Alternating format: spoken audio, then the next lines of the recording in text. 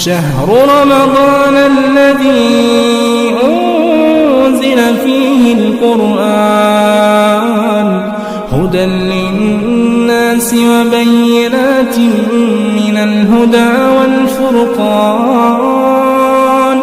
فمن شهد منكم الشهر فليصمه.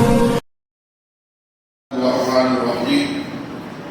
إن المنافقين يخادعون الله وهو خادعهم ولا يذكرون الله إلا قليلا.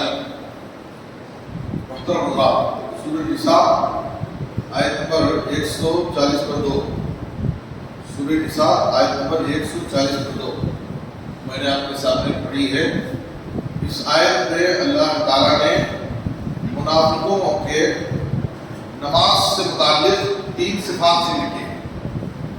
ویسے تو منافقین کے بہت سارے صفات ہیں اور قرآن مجید میں منافقین کے صفات بڑے بڑے باقاعدہ مستقل قرآن مجید میں سورہ منافقون ایک سورت ہے، سورہ مومنون بھی ایک سورت ہے اور سورہ کافرون بھی ایک سورت ہے. تینوں کے نام سے سورت ہے. قرآن مجید میں اکثر اللہ نے تفصیل کے ساتھ منافقوں کے صفات سے لکھی ہے تاکہ ہم منافقین کے صفات سے بچیں. اس لیے کہ آخرت میں منافقین کا انجام بڑا ہی بھیانک ہوگا. قرآن مجید میں اللہ تعالیٰ نے فرمایا ان المنافقین فی الدرک الاسفل من النار. منافق جہنم کے سب سے نچلے طبقے میں، جہنم کے سب سے نچلے طبقے میں منافق. اور جہنم کا سب سے نچلا طبقہ کیا ہے؟ ایک مرتبہ نبی صلی اللہ علیہ وسلم راستے سے گزر رہے تھے، اچانک ایک زوردار آواز آئی.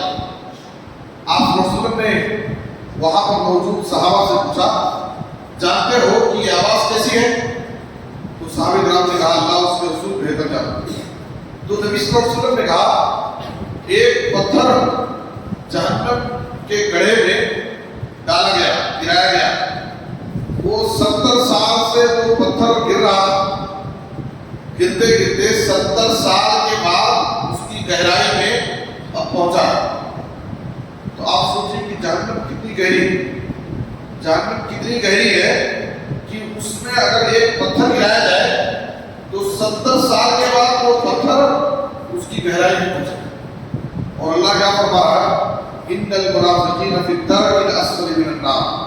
منافق لوگ جہنم کے سب سے نچلے درجے میں، سب سے گہرائی میں ان کو رکھا جائے. یہاں پر اس آیت میں اللہ تعالیٰ نے منافقین کے نماز کے بارے میں 3 صفات ذکر کی. وہ 3 صفات کیا ہیں؟ وَإِذَا قَامُوا إِلَى الصَّلَاةِ قَامُوا كُسَالَىٰ يُرَاءُونَ النَّاسَ وَلَا يَذْكُرُونَ اللَّهَ إِلَّا قَلِيلًا.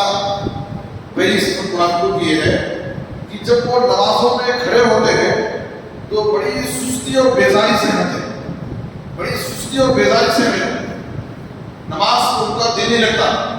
خشوع خضوع کے ساتھ، توجہ کے ساتھ، یکسوئی کے ساتھ دل لگا کر کے گویا کہ میں اللہ سے ہم کلام، اللہ سے سرگوشی کر رہا ہوں. ایک آدمی جب نماز میں کھڑا ہو تو اسے یہ تعلیم دی گئی ہے کہ تم اتنا خشوع خضوع کے ساتھ نماز پڑھو گویا کہ تم اللہ کو دیکھ رہے ہو، اللہ تمہارے سامنے. نہیں تو کم سے کم اتنا تصور ہونا چاہیے کہ اللہ تعالیٰ مجھے دیکھنا. ہماری نمازوں میں اتنی توجہ اور یکسوئی ہونی چاہیے. لیکن ہماری نمازوں کا حال کیا ہے کہ ہم بڑی سستی اور بیزاری کے ساتھ کھڑے ہوتے ہیں. کیا پڑھ رہے ہیں، کون سی رکعت چل رہی ہے، کچھ بھی معلوم نہیں ہوتا. اور ہماری نمازوں کا حال کیا ہے کہ تو جو سر بسجدہ ہوا کبھی، تو جو سر بسجدہ ہوا کبھی تو زمین سے یہ آنے لگی صدا تیرا دل تو ہے سرم آشنا، تجھے کیا ملے گا نماز. ہم بظاہر جسمانی طور پر مسجدوں میں نماز میں رہتے ہیں لیکن ہمارا دل و دماغ پتہ نہیں کہاں ہے. اور کتنے لوگوں کا حال یہ ہے کہ نماز میں اتنا وہ شکم سیر ہو کر کے نمازوں میں آتے ہیں کہ بار بار وہ جمائی لیتے ہیں، بڑی سستی اور بیزاری کے ساتھ کرتے ہیں. کبھی ہاتھ ہو جائے کبھی وہاں ہو جائے.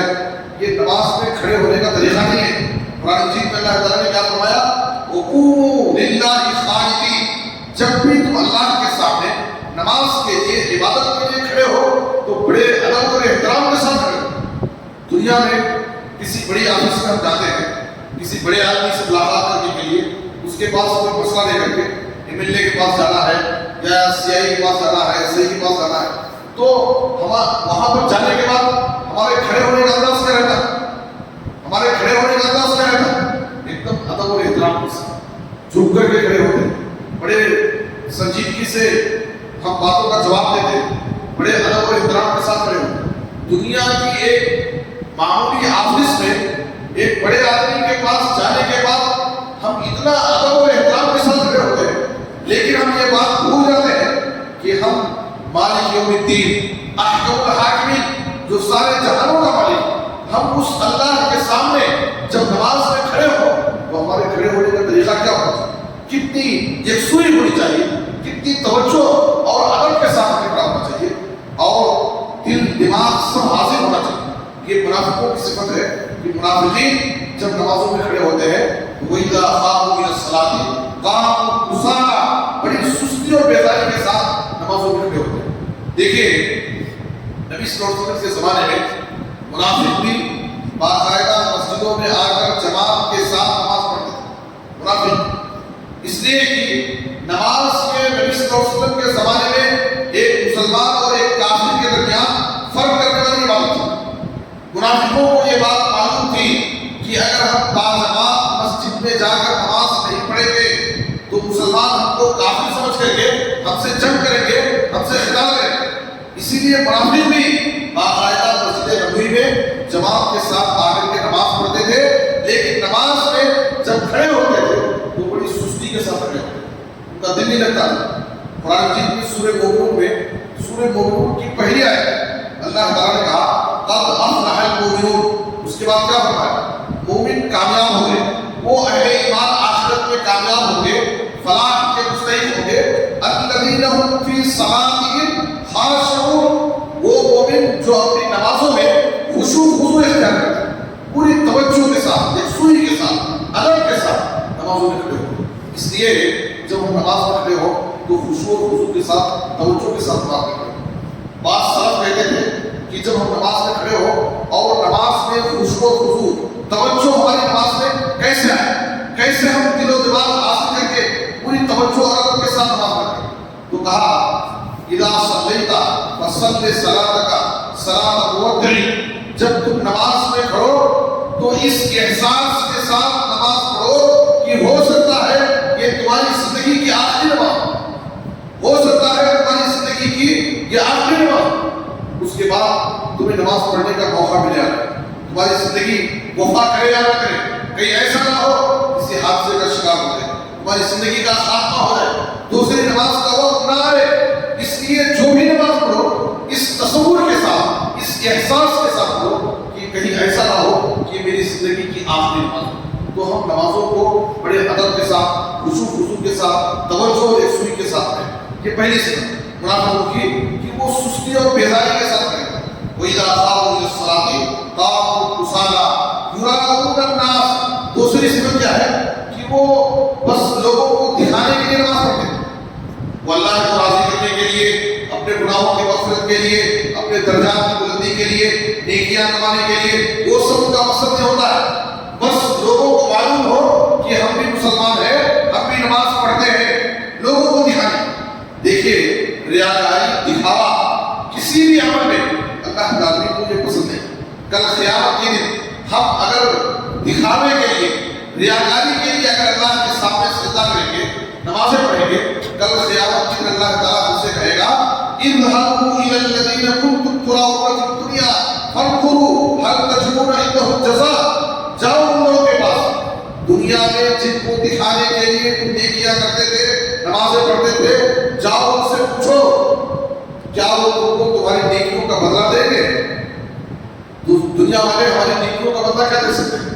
دنیا میں ہماری تعریف کرے، ہم کو بدلہ مل گیا، آخرت کے دن کا مالک تو اللہ ہوگا، بدلہ دینے والا اللہ ہوگا، وہ اللہ اگر ہمیں بدلہ دینے سے محروم کر دیا تو ہم کو آخرت میں کوئی دوسرا بدلہ نہیں دے سکتا۔ نبی صلی اللہ علیہ وسلم نے ریاکاری کو شرک اصغر، چھوٹا شرک کہا، اخوف ما اخاف علیکم الشرک الاصغر فسئل عنہا فقال ارنیا، کہا کہ میں تمہارے اوپر میں ڈرتا ہوں چھوٹے شرک سے. نبی صلی اللہ علیہ وسلم سے سوال کیا گیا اے اللہ کے رسول یہ چھوٹا شرک کیا ہے؟ تو آپ صلی اللہ علیہ وسلم نے کہا ریاکاری، دکھاوے کے لیے کوئی کام کرنا، یہ چھوٹا شرک. ایک مرتبہ نبی صلی اللہ علیہ وسلم نے کہا میں تمہارے اوپر دجال کے فتنے سے زیادہ جس چیز سے ڈرتا ہوں وہ ریاکاری. ہر نبی نے اپنی امت کو دجال کے فتنے سے ڈرایا، لیکن نبی صلی اللہ علیہ وسلم نے کہا میں تمہارے بارے میں دجال کے فتنے سے بھی زیادہ جس چیز سے ڈرتا ہوں ریاکاری، کہ شیطان تمہیں ریاکاری میں مبتلا نہ کرے. کوئی بھی کام کرو شیطان ریاکاری میں ڈال کر کے تمہاری نیکیوں کو ضائع کرنا چاہتا ہے. اس لیے ہم جو بھی عمل کریں ریاکاری اور دکھاوے سے بچیں، اللہ کے لیے اخلاص کے ساتھ کریں. اس لیے کہ یہ منافقوں کی صفت ہے کہ منافقین ریاکاری کے لیے، دکھاوے کے لیے وہ نمازیں پڑھتے ہیں. اور تیسری صفت کیا ہے؟ وَلَا يَذْكُرُونَ اللَّهَ إِلَّا قَلِيلًا. جب وہ نماز میں کھڑے ہوتے ہیں تو بہت کم اللہ کا ذکر، بہت کم اللہ کا ذکر کرتے ہیں. یعنی بس ایسی نمازوں میں کھڑے رہے، نماز میں کون سی دعائیں پڑھنا ہے، کون سی صورتیں پڑھنا ہے، اس سے ان کو مطلب نہیں ہے. بہت کم اللہ کا ذکر کرتے ہیں اور بس خاموش رہتے ہیں. تو ہمیں چاہیے کہ ہم منافقوں کے صفات سے اپنے آپ کو بچائیں اور مومنانہ شان کے مطابق مومنوں کی جو نماز ہوتی ہے نبی صلی اللہ علیہ وسلم کے طریقے کے مطابق ہم نماز ادا کرنے کی کوشش کریں. اللہ سبحانہ و تعالیٰ ہمیں اپنی نمازوں میں خشوع و خضوع اختیار کرنے کی توفیق عطا فرمائے اور ہر کام میں ہمیں نبی صلی اللہ علیہ وسلم کی سنت کے مطابق اپنے کام کو انجام دینے کی توفیق دے. اے اللہ ہماری عبادتوں کو قبول فرما، ہماری نیکیوں کو قبول فرما اور ہمیں دنیا اور آخرت میں بہترین عطا نصیب فرما. خدا و سنت کو عمل کرنے کی توفیق دے. آمین. صلی اللہ علیہ وسلم محمد و آلہ و صحبہ اجمعین. السلام علیکم ورحمۃ اللہ.